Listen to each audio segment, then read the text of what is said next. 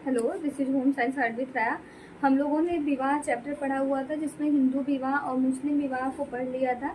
आज हम लोग जो है ईसाई विवाह और पारसी विवाह देखेंगे जो कि मुख्य सेविका के लिए इम्पोर्टेंट है। तो आइए स्टार्ट करते हैं।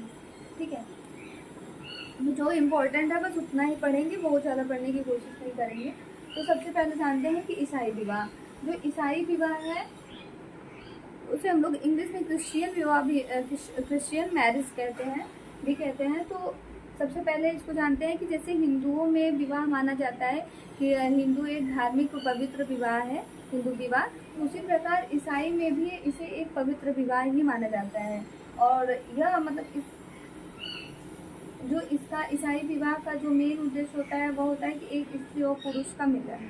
ओके, और इसके विवाह का जो ईसाई विवाह का जो स्वरूप है वह स्वरूप दो प्रकार का है। पहला धार्मिक विवाह और सिविल विवाह। ठीक है, दो प्रकार से होता है, पहला धार्मिक विवाह और दूसरा सिविल विवाह। जो धार्मिक विवाह में क्या होता है कि धार्मिक विवाह में जो भी विवाह होते हैं वह चर्च में होता है और जो पादरी रहते हैं उस चर्च के, उनकी भूमिका में होता है। और जो सिविल विवाह होता है वह अदालत की प्रमुख मतलब भूमिका रहती है, उसमें वह अदालत में होता है, बट उसके बाद पादरी की भी जो है आशीर्वाद लेना जरूरी होता है, तो वहाँ भी जाते हैं। ओके, और जो ईसाई विवाह का जो उद्देश्य है, जैसे हिंदू विवाह का मेन उद्देश्य तीन माना जाता था, धर्म, प्रजा और रति, तो उसी प्रकार से जो उद्देश्य इसके माने जाते हैं ईसाई विवाह के, वह है यौन इच्छा की संतुष्टि करना और संतानोत्पत्ति करना। ओके, और जो है 1872 के ईसाई विवाह अधिनियम, जो ईसाई अगर पूछ सकते हैं कि ईसाई विवाह अधिनियम कब आया, तो ईसाई विवाह अधिनियम 1872 में आया। इसके अनुसार जो लड़की की आयु है, मतलब कि बॉयज़ की जो वो एज है वह 16 साल है, और जो लड़की की उम्र है वह 13 वर्ष मानी गई है, कि अगर इतने वर्ष के हैं तो वो लोग शादी कर सकते हैं।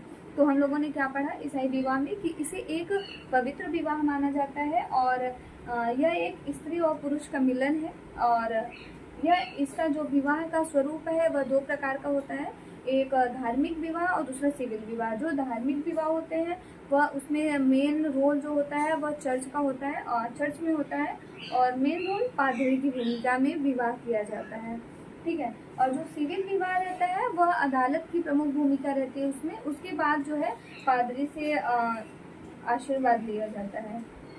ठीक है, और इसका जो उद्देश्य है, ईसाई विवाह का जो उद्देश्य है वह है यौन इच्छा की संतुष्टि करना और संतानोत्पत्ति करना। और जो ईसाई धर्म जो अधिनियम आया, ईसाई विवाह अधिनियम, वो कब आया, वो 1872 में आया। और इसमें बताया गया है कि जो लड़की की उम्र है शादी करने की वह 16 वर्ष है, और लड़की की जो उम्र है वह 13 वर्ष है। ओके, तो ये हम लोगों ने पढ़ लिया। अब देखते हैं पारसी विवाह। पारसी विवाह में बहुत ज़्यादा नहीं है, मेन है कि पारसी विवाह का जो स्वरूप है वह एक विवाह है।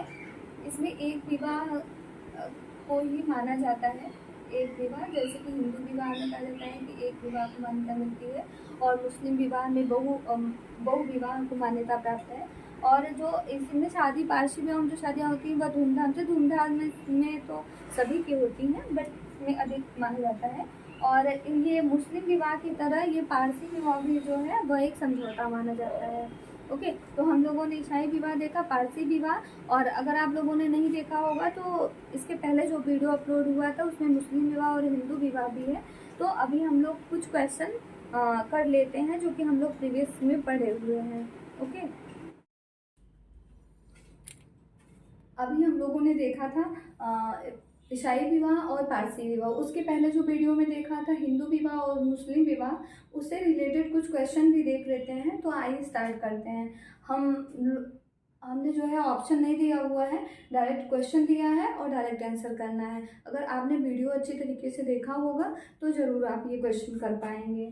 ओके, सबसे पहले क्या है कि पहला क्वेश्चन है कि विवाह के प्रकार, मेनली विवाह के प्रकार कितने होते हैं। तो बता दें आपको कि मेनली विवाह के प्रकार जो होते हैं वह दो प्रकार का होता है, एक विवाह और बहुविवाह। कितना होता है, एक विवाह और बहुविवाह। ठीक है। एक विवाह में भी जो है अभी हम लोगों ने प्रकार पढ़ा हुआ था कि एक विवाह में 2 प्रकार होते हैं और फिर बहु विवाह में भी कई प्रकार के होते हैं, जैसे बहुपति विवाह, बहुपत्नी विवाह और समूह विवाह। ठीक है, और तो ये हो गया। ठीक है, और दूसरा क्वेश्चन है कि हिंदू विवाह के स्वरूप, हिंदू विवाह के स्वरूप कितने होते हैं, तो पूछा गया। इसका राइट आंसर है हिंदू विवाह के स्वरूप कितने हैं, 8 स्वरूप है। ठीक है, आप लोग वीडियो देखिएगा, तो आप अगर नहीं समझ में आ रहा है तो एक बार वीडियो जाइएगा और अच्छे से देखिएगा, फिर ये वाला वीडियो देखेंगे तो आपको विवाह चैप्टर एकदम कंफर्म हो जाएगा। ओके, फिर तीसरा क्वेश्चन क्या है, अंतर विवाह किसे कहते हैं और बहिर्विवाह किसे कहा जाता है। तो अंतर विवाह जो कि अपने गोत्र, कुल, वंश और टोटम के अंदर किया जाता है उसे ही अंतर विवाह कहा जाता है। और बहिर्विवाह में क्या होता है कि जब कोई भी विवाह अपने गोत्र वंश टोटम के बाहर जब किया जाता है तो वह बहिर्विवाह कहलाता है।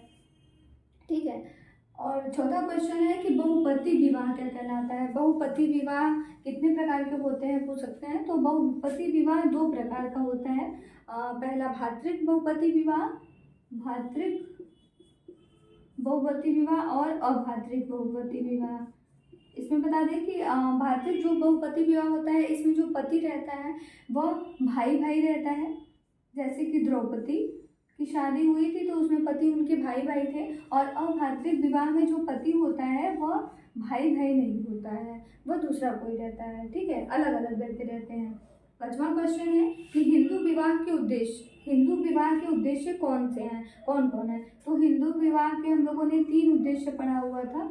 एक धर्म, सबसे पहले ये सीक्वेंस लगाने के लिए भी आ सकता है, क्वेश्चन में आते हैं कि हिंदू विवाह के उद्देश्य के सीक्वेंस लगाइए। तो पहला धर्म, प्रजा और रति। ठीक है, इसका राइट आंसर है हिंदू विवाह के उद्देश्य हैं धर्म, प्रजा और रति। 6वां क्वेश्चन है कि उधरा विवाह किसे कहा जाता है। उधरा विवाह किसे कहा जाता है। तो जो मध्य प्रदेश में थारू जनजाति पाए जाते हैं, उनमें यह विवाह होता है। जो प्रेम विवाह उधरा जनजाति के लोग करते हैं, जो थारू जनजाति के लोग प्रेम विवाह करते हैं उसे ही उधरा विवाह कहा जाता है। और प्रेम विवाह को जो है हिंदू विवाह में क्या कहा गया है, गंधर्व विवाह कहा गया है। ओके, 7वां क्वेश्चन है, क्वेश्चन नहीं लिखा है तो अभी लिख देंगे। 7वां क्वेश्चन है कि ब्रह्म विवाह के समान कौन सा विवाह है। तो ब्रह्म विवाह के समान कौन सा विवाह है, प्रजापत्य विवाह। कौन सा विवाह है, प्रजापत्य विवाह। प्रजापत्य भी उसी टाइप का होता था जिस टाइप का ब्रह्म विवाह, कि वर को घर पे बुला के कन्यादान दिया जाता था और इसमें कुछ मंत्रों का भी उच्चारण किया जाता था ना, एक साथ मिलके, कि जिससे कि जो वर वधू हैं वह अपने कर्तव्यों का वहन करे। ठीक है, और फिर नेक्स्ट क्वेश्चन देखते हैं कि पिता को बैल और गाय प्रदान करता रहता है कौन, किस विवाह में जो है कि पिता को बैल और गाय प्रदान करता था। तो आर्ष विवाह में, जो आर्ष विवाह होता था, उसमें आर्ष मतलब ऋषि। अभी क्वेश्चन आएगा कि आर्ष का अर्थ क्या है। तो आर्ष का अर्थ होता है कि ऋषि। जब ऋषि पिता को बैल और गाय प्रदान करता था तो उसे ही आर्ष विवाह कहा जाता है। ठीक है, फिर नेक्स्ट क्वेश्चन है कि मुस्लिम विवाह का स्वरूप। मुस्लिम विवाह के कितने स्वरूप हैं। तो मुस्लिम विवाह के 4 स्वरूप थे। कितने थे, 4। नेक्स्ट क्वेश्चन है कि ईसाई विवाह का स्वरूप क्या है। ईसाई विवाह के कितने स्वरूप हैं। तो ईसाई विवाह के 2 स्वरूप हैं। पहला धार्मिक और दूसरा सिविल। ओके, फिर एक विवाह के प्रकार कितने होते हैं। तो एक विवाह के 2 प्रकार होते हैं, पहला एकल और दूसरा क्रमिक। एकल में क्या होता है, एकल में होता है कि जब एक पत्नी की मृत्यु के बाद अब दूसरा विवाह नहीं करते। ठीक है, और बट जब क्रमिक विवाह करते हैं, जब क्रमिक विवाह में क्या होता है दूसरे वाले में कि एक पत्नी के बाद आप दूसरा विवाह भी कर सकते हैं। अगर एक पत्नी का देहांत हो गया है और या फिर तलाक ले लिया गया है तो आप दूसरा विवाह भी कर सकते हैं। ठीक है। प्रजा को क्या माना गया है, जैसे जो हिंदू के उद्देश्य हैं, हिंदू विवाह के उद्देश्य पढ़े, धर्म, प्रजा, रति, तो उनमें से जो प्रजा है, प्रजा उसको क्या माना जाता है, उसको क्या माना गया है, तो प्रजा को पुत्र की संज्ञा दी गई है। ठीक है। अभी पढ़ लेते हैं कि अभी एक क्वेश्चन और कर लेते हैं कि जो गाय है, गाय को कौन सी उपमा दी गई है, तो गाय को पृथ्वी की उपमा दी गई है। ठीक है। तो अभी हम लोगों ने इतने क्वेश्चन किए हुए हैं कि विवाह के प्रकार, सबसे पहला क्वेश्चन कि विवाह के प्रकार कितने होते हैं, तो 2 प्रकार के होते हैं, एक विवाह, बहु विवाह। फिर हिंदू विवाह के स्वरूप कितने होते हैं, तो 8 स्वरूप होते हैं। अंतर्विवाह और बहिर्विवाह, जब गोत्र, वंश और टोटम के अंदर विवाह किया जाता है तो अंतर्विवाह होता है, और जब बाहर किया जाता है तो बहिर्विवाह कहलाता है। बहुपति विवाह जो है भातृक विवाह और अभातृक विवाह। और जो हिंदू विवाह के उद्देश्य हैं कौन कौन से, तो धर्म, प्रजा, रति, 3 उद्देश्य हैं। और उद्रा विवाह क्या कहलाता है, तो उद्रा विवाह जो थारू जनजाति, मध्य प्रदेश में जो थारू जनजाति है उनमें जो गंधर्व विवाह मतलब प्रेम विवाह होता है उसी ही हम लोग उद्रा विवाह कहते हैं। और ब्रह्म विवाह के समान कौन सा विवाह है, तो ब्रह्म विवाह के समान प्रजापत्य विवाह है। ब्रह्म विवाह में क्या होता है कि वर मतलब कि लड़के को बुला के घर पे कन्यादान दिया जाता है। फिर 10वां में पिता को बैल और गाय प्रदान कौन किस विवाह में किया जाता है, तो आर्ष विवाह में किया जाता है। और आर्ष विवाह में जो आर्ष है उसका अर्थ क्या है, तो आर्ष विवाह में जो अर्थ है वह ऋषि है। ठीक है। फिर जो आर्ष विवाह में जो गाय दिया जाता है उसका अर्थ क्या, उसको किसकी संज्ञा दी गई है, तो पृथ्वी की संज्ञा दी गई है। और मुस्लिम विवाह का स्वरूप हम लोगों ने जाना कितने होते हैं, 4 होते हैं। और फिर ईसाई विवाह का स्वरूप, ईसाई विवाह के 4 स्वरूप हैं। और फिर नेक्स्ट क्वेश्चन है एक विवाह के प्रकार, तो एक विवाह के प्रकार 2 प्रकार के होते हैं, एकल और क्रमिक। और 15वां क्वेश्चन है कि प्रजा को क्या माना गया है।